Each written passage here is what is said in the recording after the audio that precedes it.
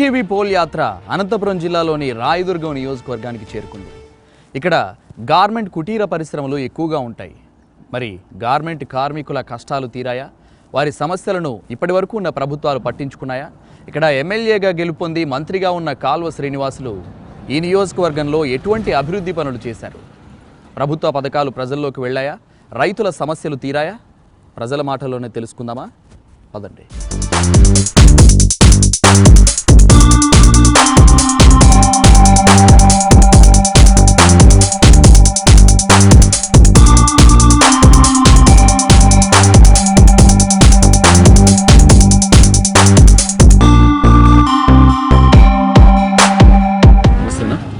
ఏం చేస్తుంటారు? Taxi driver. ఇక్కడే ఉంటారా? ఇక్కడే రాయదుర్గం. ఎన్ని సంవత్సరాల నుంచి నడుపుతున్నారు? పుట్టిండేది ఇక్కడే. ఇక్కడ సమస్యలే ఉన్నాయి, అభివృద్ధి ఎట్లా జరిగింది? బాగానే జరుగుతుంది. ఇక్కడ రాయదుర్గంలో సమస్యలే ఉన్నాయన్నా, అభివృద్ధి ఎట్లా అనిపిస్తుంది మీకు? సమస్యలు దండిగా అండి. ఒక రోడ్ వేస్తే సమస్యలు అనేది తీరేలేదు కదా. ప్రజల సమస్యలు చాలా పట్టించుకోవాల్సి ఉన్నాయి. ఎందుకంటే మెయిన్ రోడ్ ఒకటి వేసి మేము అభివృద్ధి అంటే కాదు కదా. స్ట్రీట్లోకి రావాలా, స్ట్రీట్లోకి వచ్చి డ్రైనేజీలు చూడాలా, రోడ్లు స్ట్రీట్లో రోడ్లు చూడాలా, ప్రజల సమస్యలు చూడాలా. ఇందు ముందు స్టోర్ పోతే అన్ని ఇస్తాండ్రి, ఇప్పుడు ఏమి ఇవ్వడం లేదు, ఓన్లీ రైస్ ఒకటి ఇస్తున్నారు. పార్టీలన్నీ ఎలక్షన్ల ముందు అన్ని పార్టీలు హామీలు ఇస్తున్నాయి కదా, ఏ పార్టీ హామీలు నమ్మే విధంగా ఉన్నాయంటారు? ఏ పార్టీ అంటే ఇప్పుడు కొత్తది జగన్ హామీలు ఇస్తున్నాడు. 2000 పింఛన్ అంటే 2000 ఇస్తున్నాడు, ఆయన 3000 ఇస్తానంటాడు. చూస్తాము, నమ్ముదాం ఒకసారి ఆయన అనేది అందరూ ప్రజల్లో ఉంది. ఇప్పటికీ అప్పటికి ఏమైనా అభివృద్ధి కనిపిస్తుందా? రోడ్డు ఒకటే కనబడిస్తుంది. జనాలు చూసే వాళ్ళకి రోడ్డే కదా కనబడించేది. ఆ రోడ్డు ఒకటి కనబడిస్తుంది. వేరేది మా రాయదుర్గంకి ఏమో కాలేజీలు రాలేదు, ఫ్యాక్టరీలు రాలేదు. ఈసారి ఎలక్షన్లు వస్తున్నాయి కదా, మరి ఎవరు వస్తే అభివృద్ధి జరుగుతుంది అనిపిస్తుంది? ఎవరు వస్తే అంటే ఎవరు స్వార్థం వాళ్ళదే కదా. ఎటువంటి అభివృద్ధి జరిగిందంటారు ఇక్కడ రాయదుర్గంలో? 3,500 కోట్లు మా రాయదుర్గం తీసుకొచ్చి అభివృద్ధి చేసే దిశగా ఆయన ప్రయాణం చేస్తున్నారు. కాబట్టి Kalava Srinivasulu is the right person, రాయదుర్గంకి రైట్ పర్సన్ ఎమ్మెల్యేగా. ఆయన మళ్ళా ఎమ్మెల్యేగా గెలుస్తారు, ఇక్కడ మినిస్టర్ అవుతారు. మా రాయదుర్గాన్ని అభివృద్ధి పథంలో ముందుకు నడుపుతారు.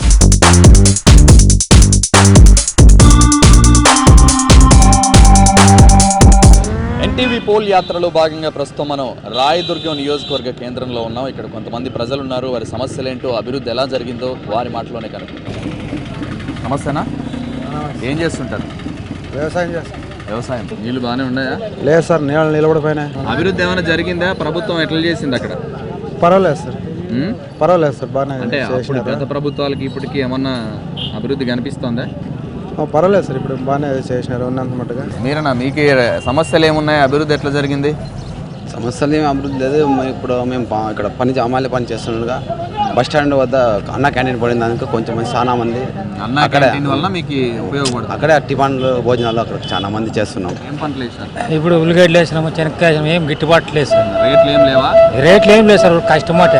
నీళ్ళు ఉన్నా కూడా పంట పెట్టడానికి భయపడినట్లు. నీళ్ళు ఉన్నాయా మీకు? ఉన్నాయి సార్, పెట్టుబడి వచ్చేది కష్టమే.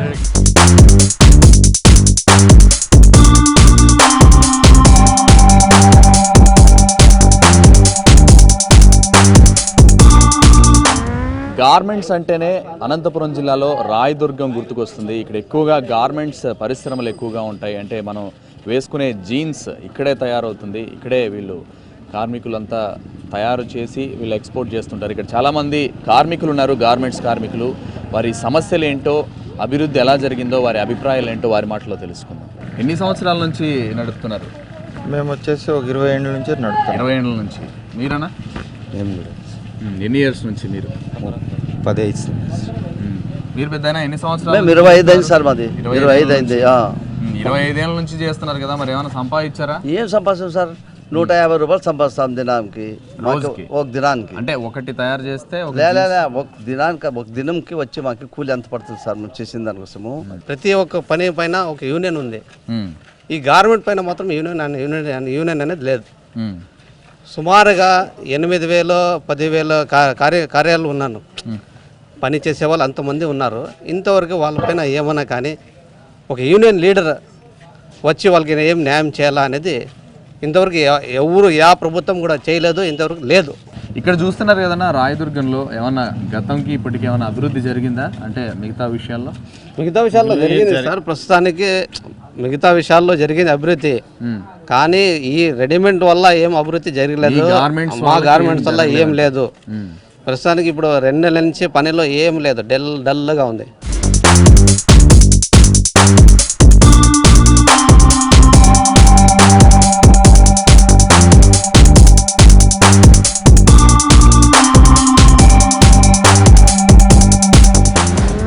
జీన్స్ తయారు కావాలంటే స్టిచ్చింగ్, కట్టింగ్, అలాగే సైడ్ ముండా, ఎంబ్రాయిడింగ్, ఇలా చాలా సెక్షన్స్ ఉంటాయి. ఇక్కడ ప్రస్తుతం స్టిచ్చింగ్ జరుగుతుంది. ఎలా జరుగుతుందో అలాగే వారి సమస్యలు ఏంటో వారితోనే కనుక్కుందాం. మొత్తం ఎంతమంది, ఎన్ని కుటుంబాలు ఉన్నాయన్నా దీని మీద ఆధారపడి? ఒక 10,000 పైన ఉండదు సార్. 10,000 పైనే. ఇప్పుడు ఇది స్టిచ్చింగా? Stitching sir. చేసిన తర్వాత ఇది స్టిచ్చింగ్ సార్. స్టిచ్ చేసిన తర్వాత ఇది సైడ్ ముండా. రోజుకి ఎన్ని తయారు చేస్తారన్నా మీరు? 10 ప్యాంట్లు చేస్తాం సార్. 10 ప్యాంట్లు. 10 ప్యాంట్లు తయారు చేస్తే ఎంత వస్తుంది మీకు రోజుకి? అదే 150.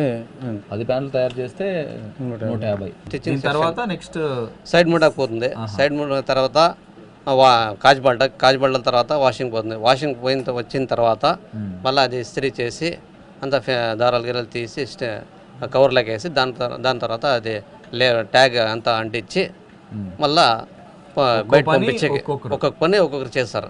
నాయకులు ఎవరైనా కానీ మీ సమస్యలు కనీసం ఎవరులే సార్ ఇంతవరకు. ఇన్ని ఏళ్ళైనా ఒకరు కూడా హరిగారికి పట్టించుకోలేదు. మీకు ఇల్లులు ఇవన్నీ ఉన్నాయి కదా, ఇప్పుడు గవర్నమెంట్ ఇస్తుంది కదా, మీరు అప్లై చేసుకోలేదా? అడిగినాం సార్, రాలేదు మాకు. అంటే మీరు ఇప్పుడు లోకల్ నాయకుల్ని కానీ లేదంటే మీ ఎమ్మెల్యేని కానీ వెళ్ళి అడగలేదా? ఎమ్మెల్యేని ఎట్లా అడుగుతుంది సార్? ఇంట్లో పోయి లోకల్ కౌన్సిలర్కి అడుగుంటాము. కౌన్సిలర్ గురించి మాకు రాలేదు అంతే.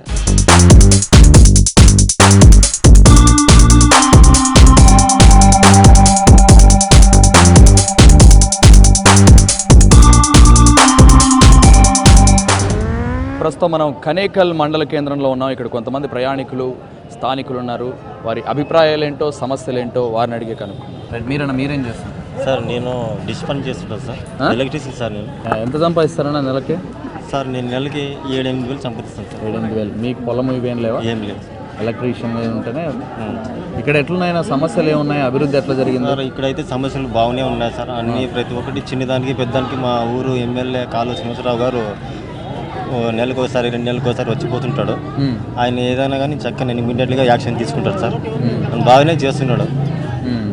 ఇప్పుడు ఈసారి ఎలక్షన్స్ వస్తున్నాయి కదా, అన్ని పార్టీలు అది చేస్తాం ఇది చేస్తాం అని హామీలు ఇస్తున్నారు కదా, సార్ ఎవరు వస్తే బాగుంటుంది సార్? అన్ని హామీలు అయితే బాగానే ఉన్నాయి సార్. ఇప్పుడు జగన్ వస్తే కూడా పర్లేదు సార్, బాగానే చేస్తాడు. వ్యవసాయం చేస్తాం. వ్యవసాయం ఎన్ని ఎకరాలు పెద్ద? మాకు 10 ఎకరాలు. ఏం పంటలు వేసినారు? వరి వేసేది. అంతా వరి వేసినారా? ఏమైనా బాగానే ఉందా పంట? బాగానే ఉంది. రేట్లు ఎట్లున్నాయి? బియ్యం 3,000. మద్దతు ధర ఏమి బాగాలేదు. ఎప్పుడు పంట అంతా అయిపోయినాక వస్తుంది మద్దతు ధర. ఎప్పుడు ముందుగా దాన్ని చర్య తీసుకుని ఎవరు చేయలేదు, ఏ పార్టీ వాళ్ళు చేయలేదు. మీరేం చేస్తారు? Auto driver. మీకు లైఫ్ ట్యాక్స్ తీసేసారా? ఎట్లా అనిపిస్తుంది? ఉపయోగమేనా మీకు? ఉపయోగమే సార్. ఈసారి పోటీ ఎట్లుంటుంది? ఇక్కడ ఎట్లుందన్నా టీడీపీ అంటే వస్తుందంతో మేలు రైతుల కాడనే నేను అనుకున్నా అంతే.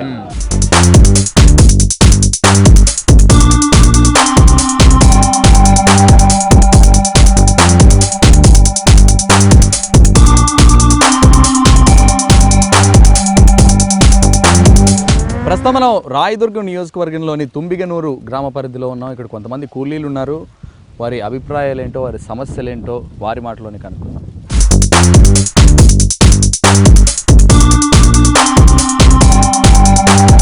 ఎక్కడి నుంచి వచ్చినారా? ఈ ఊరు కణకాల మండలం. మీరు కూలీలా అంతా? కూలీ వాళ్ళం మేమంతా. ఎంత ఇస్తారు రోజుకి? వాళ్ళ 150 అంటన్నా, 2 గంటలు. 150 రోజు ఉంటుందా పని?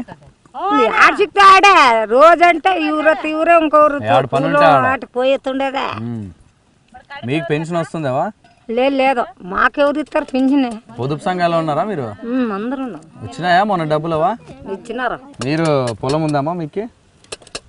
పొలం ఉంటే కూడా వానేస్తే పొలము, లేకపోతే లేదు. కూలీ అంతా కూలీనే. పొలం ఎన్ని ఎకరాలు ఉందమ్మా మీకు?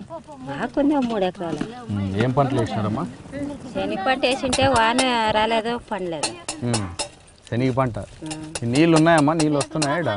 లేవు. కాలువల్లోనూ బోర్లలో లేవా?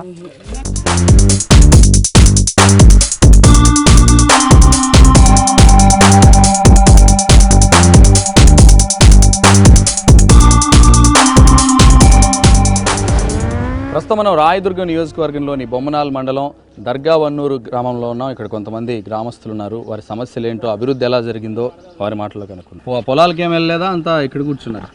వెళ్ళడానికి ఏముంది సార్, మా అంతా ఇసుక ఉంది. అంతా ఇసుకలోన ఏం పంటలు రావు. అంతా ఎక్కువ ఇసుకేనా? ఎక్కువ ఇసుకనా? అంత వేరే పంటలు ఏం పండుతాయి ఇసుకలో? ఏం పండునా పుచ్చకాయలు పండించుకునే వాళ్ళన్నా బోర్లు లేవు. బోర్లు కూడా లేవా? బోర్లు ఉన్నా కరెంట్ లేదు, సప్లై. పంపు సెట్లు అవి ఏం లేవు. స్ప్రింక్లర్లు ఇస్తాం. ఇసుకలో పండే పంటలు ఏమేస్తుంటారు ఎక్కువ? ఇసుకలో చెనక్కాయలు పండుతాయా? అవి పండుతాయి. అంటే చాలా దిబ్బ ఎక్కువ ఉంటే పండుగ సార్ అవి. ఇసుక మరి ఇసుక దిబ్బలు లాగా ఉంటే పండవు. ఇసుక దిబ్బల చెట్లు అవి ఇవి ఉంటే బాగా పండుతాయి. మీకు ఎన్ని ఎకరాలు ఉందన్నా? మాకు 4 ఎకరాలు ఉంది. రుణమాఫీ అయిందా? అయింది. తాగే నీళ్ళు రవ్వంత ఇదైతే ఇబ్బంది. తాగే నీళ్ళు చేస్తున్నారా? ఇంకెట్లా చేయాలి సార్? లేకుంటే అంతే, ఇంక వారంకి ఒకసారి అదే చేస్తారు, వస్తాయి అంతే. ఎన్ని రోజులకి ఒకసారి వస్తాయి? లేదు, డైలీ వస్తాయి. ఏమన్నా అట్లా అయిందంటే అంతే సంఖ్యలు మాదే.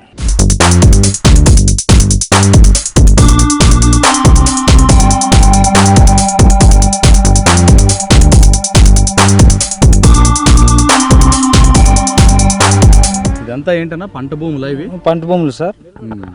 ఎడారి మాదిరి ఏడారి తలపిస్తుంది సార్. ఇదంతా పంట లేదు. ఎందుకన్నా ఇదంతా? ఎందుకు ఇంత ఇసుక నేల ఎట్లా అయిపోయింది?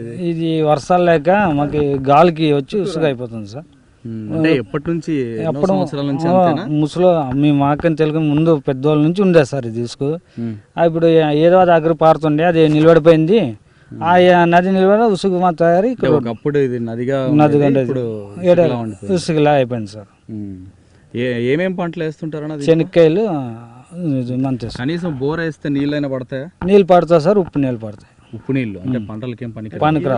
అంతగా ఏం పడవు సార్. అసలు నీళ్ళు కూడా అంతగా ఏం పడవు. నీళ్ళు కూడా అంతగా ఏం పడవు. మీకు అంతా సార్ ఇంక ఎడారి వచ్చినాక ఇంకా గాలికాలం వచ్చిందంటే అంతే. గాలికాలం వస్తే ఇంకా మీరు వేస్ట్. ఇంకా ఈ ప్రభుత్వం ఎట్లా చేసింది? మీకు ఏమైనా సహాయం కనీసం? అంటే రైతులకు కాకుండా మిగతా అయినా మీకు ప్రభుత్వం మిగతా చేయింది సార్, చేసింది. కాకపోతే ఇప్పటికే ఇది ఏడారు కాబట్టి అదే ఇంకా అంతా వలసిపోయినారు సార్. ఈ ఊర్లో కూడా కొంతమంది. ఊర్లో అంతా పంటలు పండక నీళ్ళు లేక అంతా వలసిపోయినారు. మరి కరువు ఇంతగా ఉంది కదా, ప్రభుత్వం నుంచి ఏమైనా కరువు మండలాలుగా ప్రకటించడం కానీ మీకు ఏమైనా సాయం అందిందా? ఇప్పుడు ప్రకటించినారు సార్. మొన్న 2వ విడత కింద మా బొమ్మనాల్ మనం కరువు మండలం ప్రకటించినారు. మీకు ఏమైనా ఇన్పుట్ సబ్సిడీ కానీ? ఇంకా రాలేదు సార్, ఇంకా రాలేదు. బోర్లు వేపించి వాళ్ళు కరెంట్ ఇస్తే ఇసుక లేకుండా మరి హామీ ఇచ్చారా? ఇచ్చినారు సార్. అవి ఇంతవరకు కలెక్టర్ కూడా వచ్చిండ్రు, ఎవరు ఇంకా పట్టించుకోలేదు. చెట్లేమి ఇచ్చినారు మొన్న, కొంతమందికి ఇచ్చినారు, కొంతమందికి వెళ్ళలేదు. మరి ఇప్పుడు ఎలక్షన్లు వస్తున్నాయి కదా, ఇంకా మీ సమస్యలు ఏమున్నాయి? వాళ్ళకి ఏం చెప్పాలనుకుంటున్నారు? మా సమస్యలు అంతా ఇదే, ఇంకా ఎడారి గురించి. దీన్ని ఏం చేస్తే తగ్గుతుంది అంటారు? ఎవరైనా ప్రయత్నాలు చేశారా దీన్ని తీయడానికి? వచ్చినారు సార్, మన మంత్రి కాళేశ్వరాన్ని పిలుచుకొచ్చిండే, రాజ్నాథ్ పిలుచుకొచ్చినాడు, చూపించినాడు. అంతే, మా పరిస్థితిని చూసినారు సార్. వాళ్ళు ఏమి చేస్తామన్నారు, ఇంకా చేయలేదు. రాయదుర్గం నియోజకవర్గంలోని దర్గావన్నూరు గ్రామంలో ఎడారిని తలపిస్తున్న ఈ పంట పొలాలను చూస్తున్నాం కదా. ఇక్కడ రైతులు పంటలు పండించలేక, సాగునీరు లేక వేరే ప్రాంతాలకు వలసలు వెళ్లాల్సిన పరిస్థితిని వారి మాటల్లో విన్నాం కదా. అలాగే రాయదుర్గం నియోజకవర్గంలో గార్మెంట్ కార్మికుల కష్టాలను, వారి సమస్యలను కూడా వారి మాటల్లో విన్నాం కదా. ఇది ఇవాల్టి ఎన్టీవీ పోల్ యాత్ర.